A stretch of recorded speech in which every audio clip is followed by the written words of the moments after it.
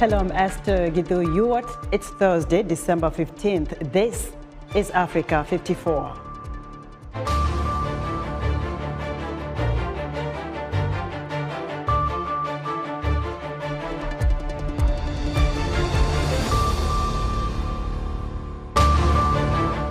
Officials announced billions of dollars in U.S. investments in Africa during the U.S. Africa summit in Washington, D.C. A record-breaking drought in the Horn of Africa affects millions across the region.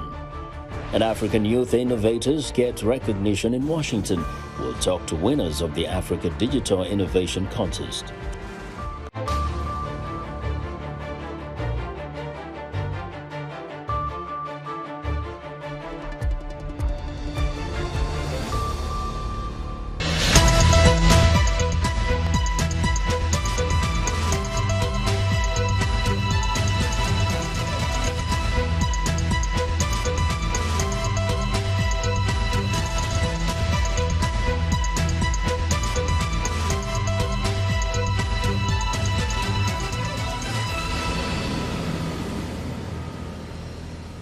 President Joe Biden enumerated billions of dollars worth of U.S. investments in Africa, both public and private, in remarks to African leaders at the continent's business community at a three-day summit. VOA White House correspondent Anita Powell reports from the U.S. Africa Leaders Summit in Washington.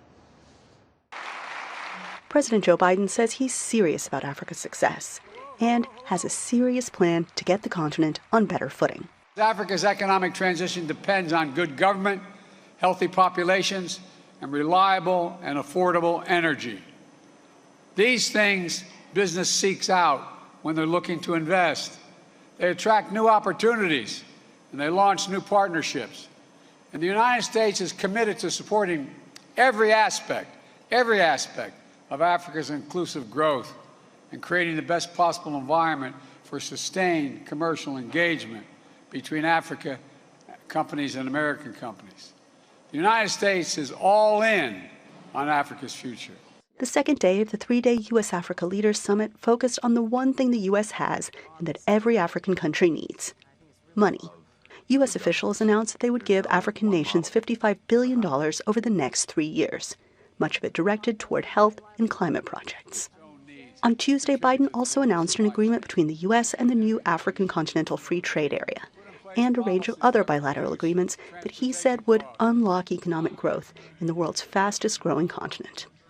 And he said the U.S. is taking this relationship online by working with Congress to invest about $350 million in what he called the digital transformation with Africa.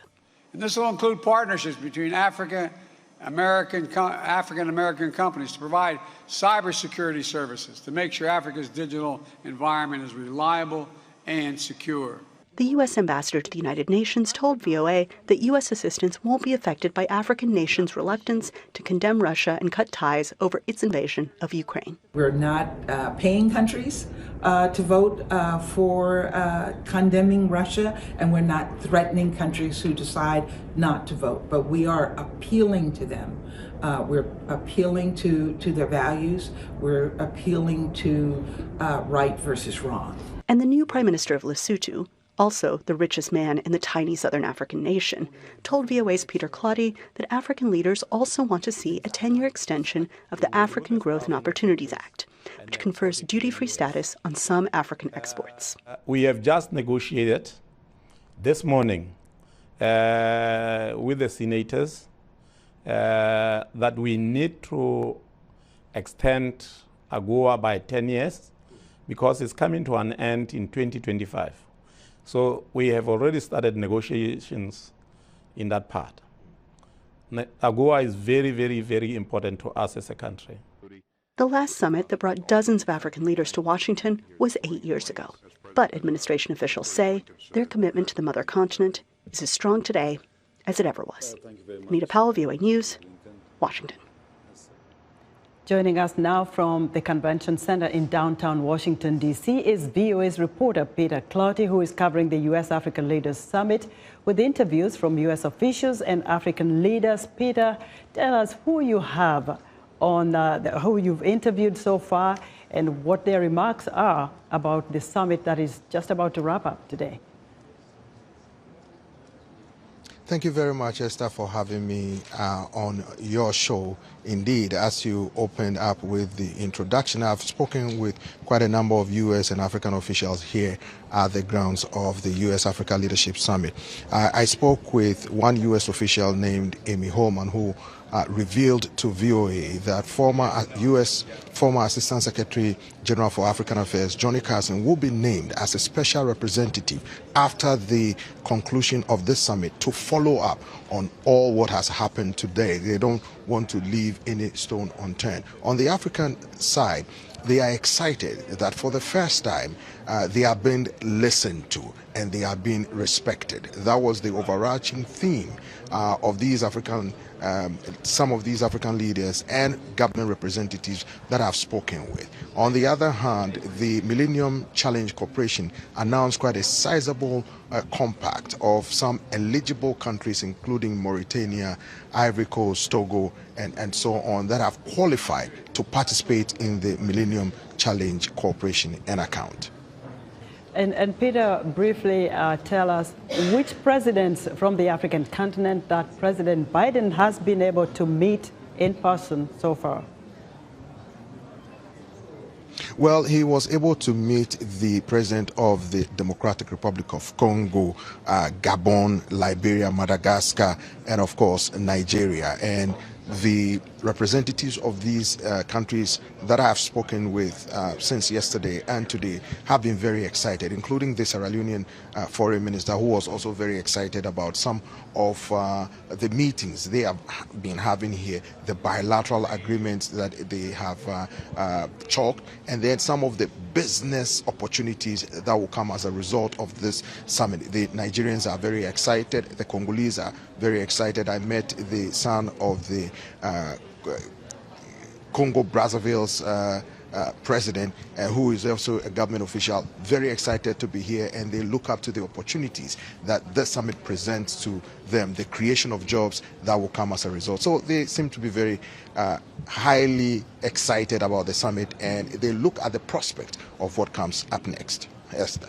Peter, thank you so much for your interviews and your excellent reporting. Peter Cloughty for us at the venue of the U.S. African Leaders Summit. Still on the U.S. Africa Leaders Summit and what it may take to realize the full potential of the U.S. Africa partnership, VOA's Peter Cloughty sat down with Ivor Ichkowitz, a South African businessman, founder and executive chairman of Paramount Group, to discuss the key areas of business this partnership should include. I think that the U.S.-Africa relationship over many years has been somewhat problematic. The U.S. has been very much absent in the African environment, and part of the reason for that is that there's this perception in the United States that Africa is uninvestable, that the continent is complex, that it's difficult, that it's corrupt, that it's a highly problematic place for investment, and as a result the U.S. has been absent. During the Trump administration, there was a realization that China had stolen the march and was way ahead of America on the African continent.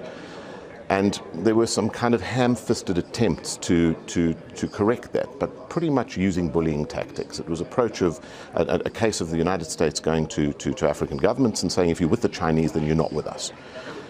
The Chinese have done a huge amount to grow and develop the continent, whether we like it or not. But they did so because the U.S. was absent.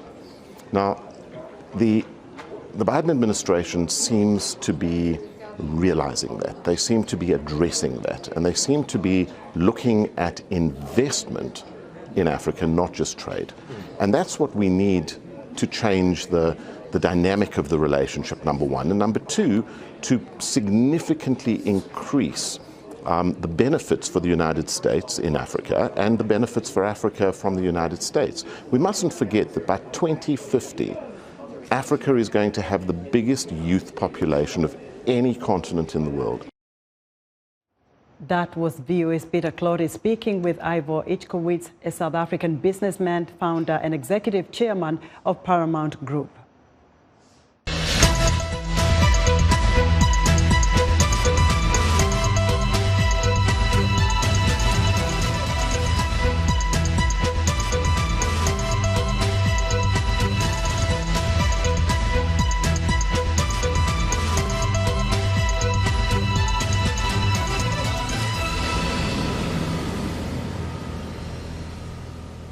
The record-breaking drought in the Horn of Africa has affected half of the population of Somalia, including the breakaway region of Somaliland.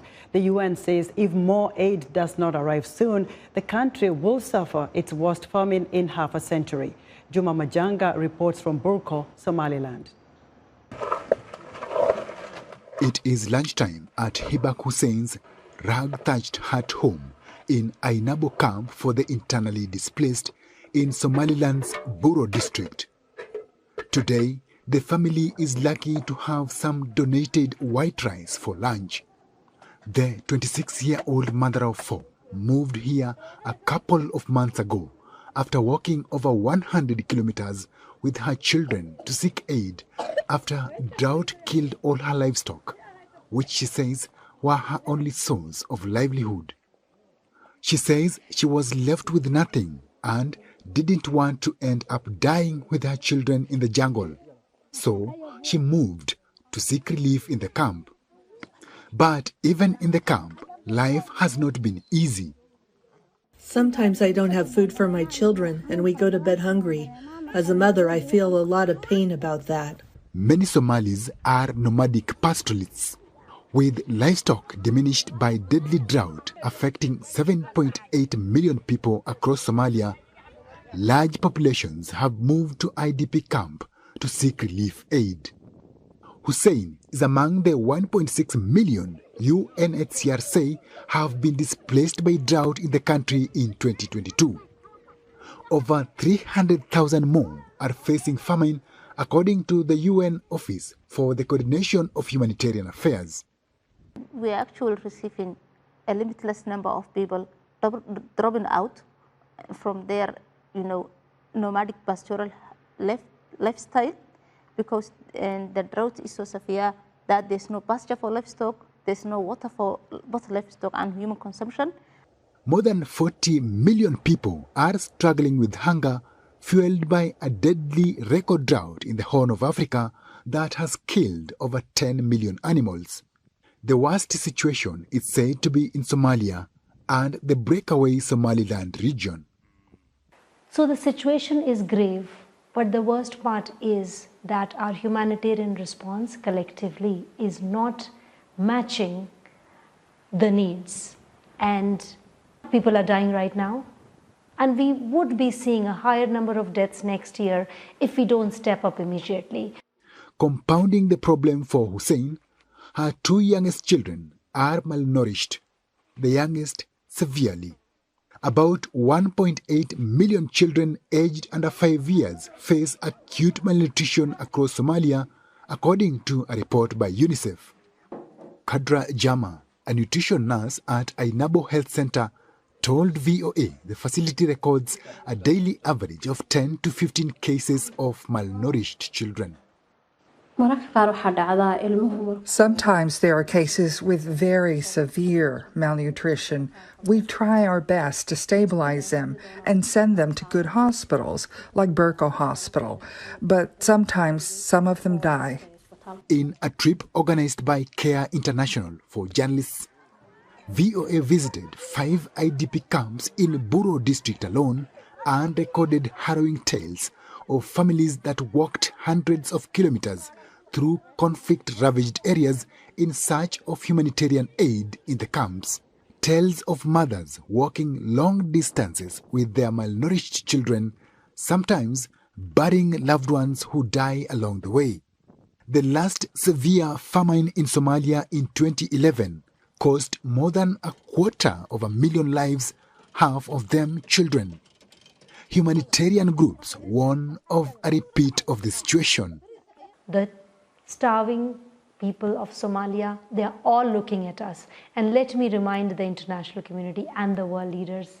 You promised in 2011, you promised to Somalia never again. You promised again in 2017, never again. Why is it happening again? We can still prevent. We can still save lives and livelihood. Please step up and act now. As the world awaits possible declaration of famine in Somalia, for those affected by drought like Hibak Hussein, the situation could not be any worse. Juma Majanga for VOA News, Buro, Somaliland. We're excited to hear what you think about Africa 54 and all our VOA Africa programs on our website at voaafrica.com. Still to come, an exclusive technology segment with young African innovators. We'll be right back.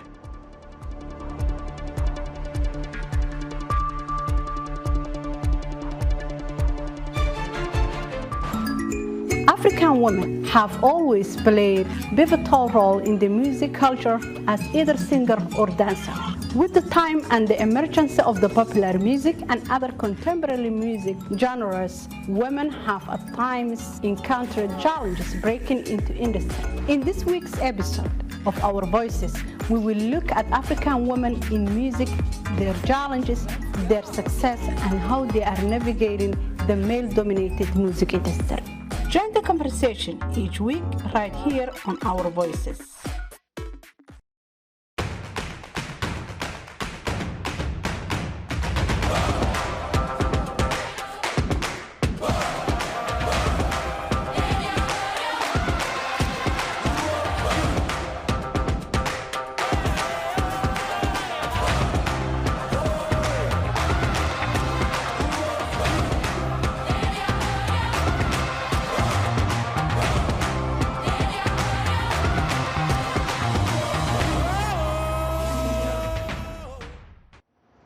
The U.S. Africa Leaders Summit has many components to it, with a special focus on investment in African youth and innovation. For more on that aspect, my colleague Jackson Vunganyi has lined up some of those young innovators right here in the studio. Over to you, Jackson. Well, Esther, early this week, U.S. Secretary of State Antony Blinken hosted a summit at the State Department focusing on investment and African youth innovation. The event, which featured a pitch competition by young African innovators, was attended by a number of high-profile individuals from the U.S. and Africa, speaking on the important role of public-private partnerships in strengthening trade and investment between the U.S. and the continent.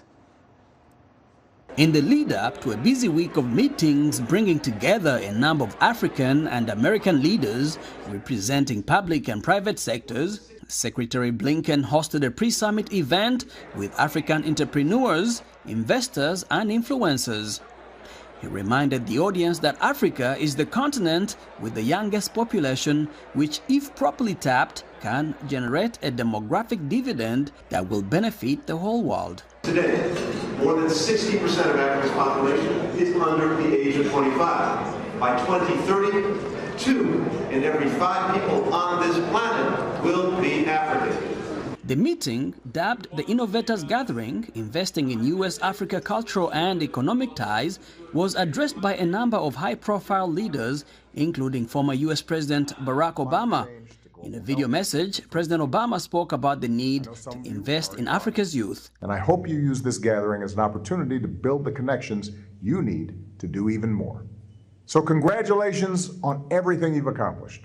And anyone looking for investment opportunities, I encourage you to look to Africa, because something special is happening there. British actor Idris Elba, who is of Sierra Leonean and Ghanaian heritage, called for a different type of relationship with Africa, where Western government and companies invest in innovation and partnership instead of just providing foreign aid. If there are any investors that are listening and watching today, if you do not consider Africa as a viable investment, you're not considering yourselves or your future. Hosted in partnership with Google and the Tony Elumelu Foundation, the event also featured pitches by finalists of the first annual Africa Digital Innovation Competition for African Startups, which was organized by the U.S. Chamber of Commerce's U.S. Africa Business Center. One of the runners-up for the top prize was Grow Agric, a Kenyan-based agriculture technology platform that partners with small and medium-scale farms. Grow Agric founder Ore Alemede told the audience that in the last 2 years of its existence, her platform has helped increase both the farmers' productivity and revenue. Grow Agric is not only farmer first, we also refer to ourselves as an agriculture technology by farmers for farmers, because the founding team is made up of farmers. And that is what makes us unique. Our strength is the partnership we have with our farmers. She was selected as a runner-up behind the competition's eventual winner, Tunde Oyebamiji, whose medical logistics startup provides a platform for delivery of critical medical services by connecting health facilities to suppliers and manufacturers of essential medical supplies. Every single day in Nigeria, 145 pregnant women and 6,000 children with severe anemia die because they could not get a blood transfusion. While essential supplies goes to waste in urban centers, rural areas routinely face stockouts and patients suffer. We are using technology, mobile application, 24/7 call center, and autonomous flying vehicles to connect rural hospitals to suppliers of essential medications, and we deliver to them right at their doorstep. Thomas DeBass is the Managing Director, Office of Global Partnerships at the U.S. Department of State. He says that it is fitting for the Africa Leadership Summit to start off by recognizing African innovators and entrepreneurs. The future of Africa depends on young people in its diaspora. So this is their event, their celebration, that we know they are the bridge between America and the continent. And that can only be strengthened when you celebrate their roles, the critical role they play in our relationship with the continent. And now joining me are the two winners of the Africa Digital Competition. On my right is Ore Olemide of Grow Agric and Tunde Oyebamiji of Health Botics. Welcome and congratulations to both of you. Thank you. Thank you. Ore, I will start with you. You're into agriculture. There has been this stereotype, especially among young people, about this being something that is done by people in the rural areas, poor people that are uneducated. How do you change that narrative? Yeah, thank you. That's always a question I get very often. You're right, agriculture is not cool, and people don't see it as a viable career path just because of what's happened historically. Myself and my co-founder, David and Jojo, are really, really passionate about trying to solve this. So what we do is we have regular sessions with young farmers. We present ourselves, you know, me having worked in strategy consulting for so many years, David having worked in finance for so many years, and say, look at us, look at where we ended up. If we ended up as farmers, that means there must be something there. And then you can also see what it's done to us and how impactful what we're trying to solve is. And yeah, you could eventually also do it yourself. So we present ourselves as the face of farming. We present ourselves as cool farmers and use that to encourage the young people to also look to that as a... Do you see a change of attitudes? Yes, yes, yes. So we actually did an event where we said to many youth, we said, you know, what would it take for farming to be cool again? And they said, well, just come talk to us as you are. So show us yourself. And we think that is really changing. You're the biggest selling point. We are the face of it. And we've been doing that. And we have, I mean, about 65% of our farmers are actually youth. You know, we've been able to get so many youth into farming. And we continue to look forward to a time when people think, you know, I could become a consultant and I could become a farmer, and one doesn't take more leverage because we need food. Yes, we absolutely. all need to eat. We have to make farming sexy. Yes, yes. Tunde, welcome. Congratulations. You won this digital pitch contest. Your company, Health Botics, which you started, I believe, 2017, has a personal connection to you, the story. Tell us the inspiration behind you starting it. Yeah, thank you very much for this question. Actually, we started Health Botics in 2017, but we incorporated in 2020, and then we started full commercial operation in 2021, actually, July 2021. And of course, it's very important to me and my co-founder, and of course the entire team, because we have a personal connection to this story. We know what it means to lose someone. My co-founder knows what it means to lose someone. And we are both doctors, medical doctors. We assist surgeries, we see patients, and we know what it means for families to lose someone. Most of the time, patients come to the hospital and they are at the point of dying. What you just need to do for them is just put in a needle, then transfuse them with just blood. And that can actually be a problem. Most of the time, you don't have access to that blood, or where it is, it can be moved from that where it is at that moment to another part, especially in rural communities. So at the end of the day, we end up seeing that loss as just another person. But to the family, to the relatives, it's actually just 100% actually to them. And of course, it's a big loss for the country too, because that person can actually like change the narrative of that country too. So we've experienced this, and we with our experience, we always put a lot of passion and effort and energy to actually like making sure no other family experience the loss we experience as individuals too. That's such a critical problem that you're addressing.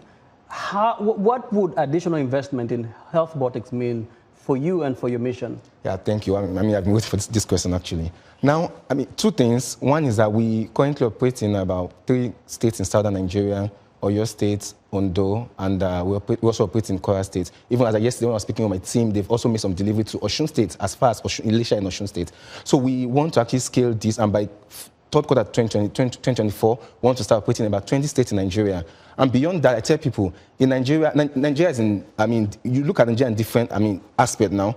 If you go to Lagos, you go to Ikoyi, you go to Banana Island, that's Nigeria. If you go to my state in Osun, where we don't have roads and access to like infrastructure, that's also Nigeria. So we need to actually look for ways to actually serve these two different people across different regions. So we're also looking to invest in autonomous flying vehicle, like drone technology, to actually be able to like bypass the road, I mean the bad road, to be able to get essentials to them at the right time and the right place. Most of the time, you can't compare essential with food. When food does not come on time, when it comes, you are fine when you eat. But when blood, oxygen, or even medication does not come on time, then the person is dead. And we're trying to actually like invest in this. So additional investment will actually be used to expand to other states because it's a pan-Nigerian problem. And also invest in critical infrastructure like drone technology to actually be able to ensure we actually get those delivery as fast as possible to local communities. Right, thank you. Ore, real quick in a few seconds, how have you been able to increase the productivity of your partner farmers?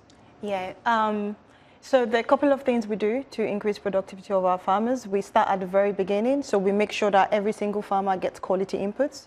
The quality of the input has an impact on the quality of the output. And then throughout the farming cycle, we have field officers that would regularly visit our farmers. We have training we provide for them, and our farmers track their numbers on our farm management app. And by doing all of these things, they're able to know how well they're performing, what they should do, what's the best practice, and all of that cumulatively helps them to produce better. Thank you, guys. Thank Tunde, Ore, congratulations, and thank you so much for joining us. Esther, back to you. Thank you so much, Jackson, for that informative segment, and congratulations to Ore and Tunde. And that's our show for today. Thank you so much, viewers, for joining us on this edition of Africa 54. From all of us here in Washington, good night.